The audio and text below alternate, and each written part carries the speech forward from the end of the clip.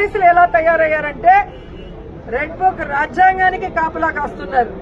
ఈ రోజు ఎవరెవరు వైఎస్ఆర్ కాంగ్రెస్ పార్టీ నాయకులుగా ఉన్నారు, ఎవరెవరు విలేజ్ల్లో ప్రజలకి అందుబాటులో ఉంటూ అన్ని చేసి మంచి పేరు తెచ్చుకున్నారో వాళ్ళందరి మీద లేనిపోని అక్రమ కేసులు పెట్టి వాళ్ళని అరెస్టు చేసి కనీసం ఛార్జ్ షీట్లు కూడా వేయకుండా వాళ్ళ మీద బెయిల్ రాకుండా ఎంత చేయాలో పోలీస్ వ్యవస్థ అంతా కూడా చేస్తుండటం మనం అందరం కూడా గమనించాలి. నిజంగా ఒక తప్పు జరిగితే కేసు ఎఫ్ఐఆర్ చేయండి. ఇమీడియట్ గా 10-15 రోజుల లోపలైనా మినిమం ఆ కేసుల్ని ఛార్జ్ షీట్ వేసి మీరు కోర్టుకి అప్పగిస్తేనే కదా వాళ్ళకి బెయిల్ వస్తుంది.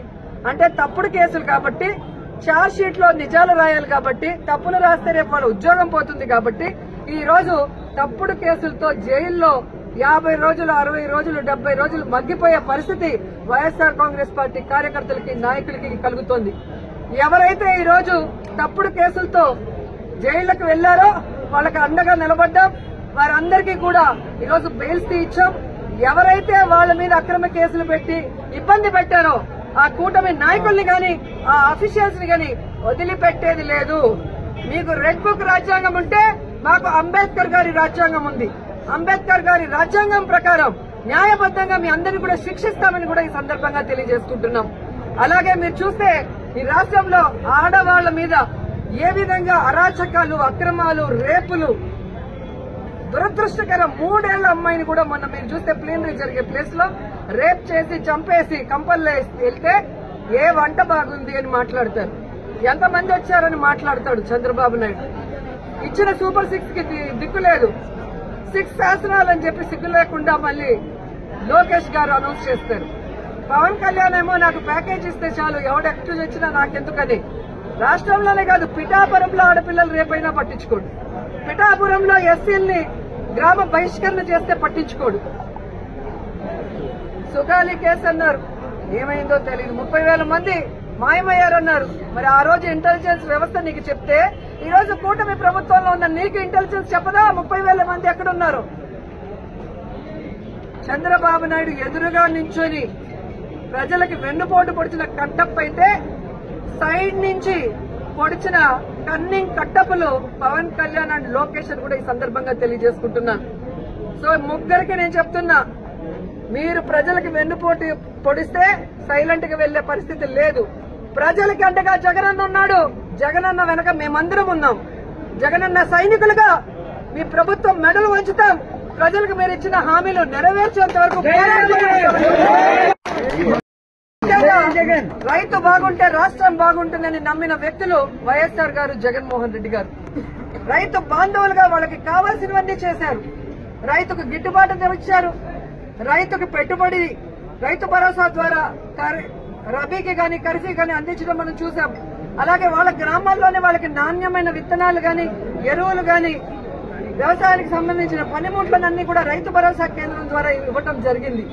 5 ఏళ్లలో ఏ రోజు రైతు రోడ్డెక్కలేదు. మాకు అన్యాయం జరిగిందనో మాకు గిట్టుబాటు ధర రాలేదని రోడ్డెక్కల.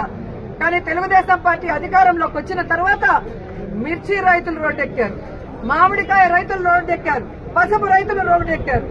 ఎందుకంటే ఎక్కడా కూడా దేనికి గిట్టుబాటు లేదు. ఈరోజు రైతులైతే కన్న నీళ్లు కాదు రక్తపు నీళ్లు వస్తున్నాయి కళ్లల్లో నుంచి. ముఖ్యంగా చిత్తూరు జిల్లాలో మామిడికాయలు ఎక్కువ.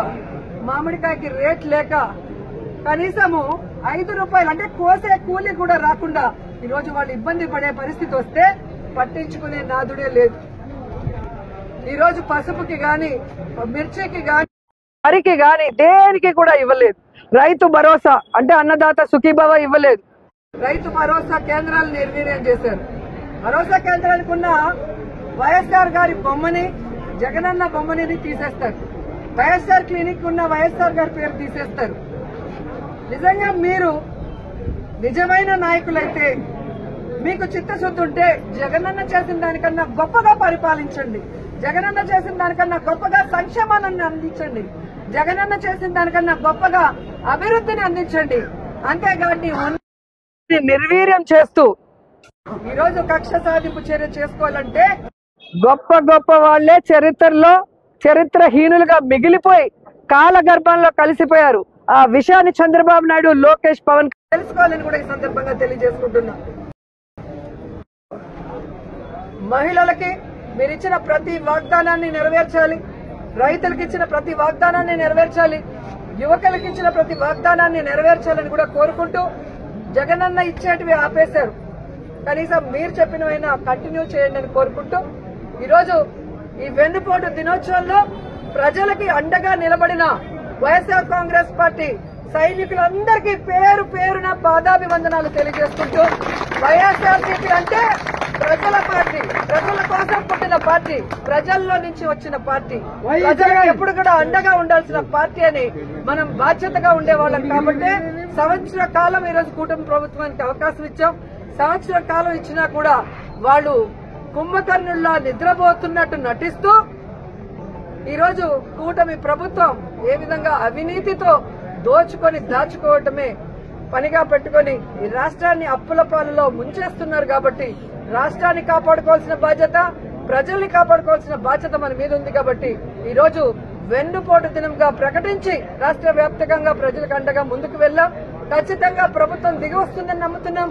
రాకపోతే ఈ రోడ్ నుంచి పోరాటం చేయడానికి వైఎస్ఆర్ కాంగ్రెస్ పార్టీ ఎప్పుడూ సిద్ధంగా ఉందని కూడా తెలియజేసుకుంటున్నాం.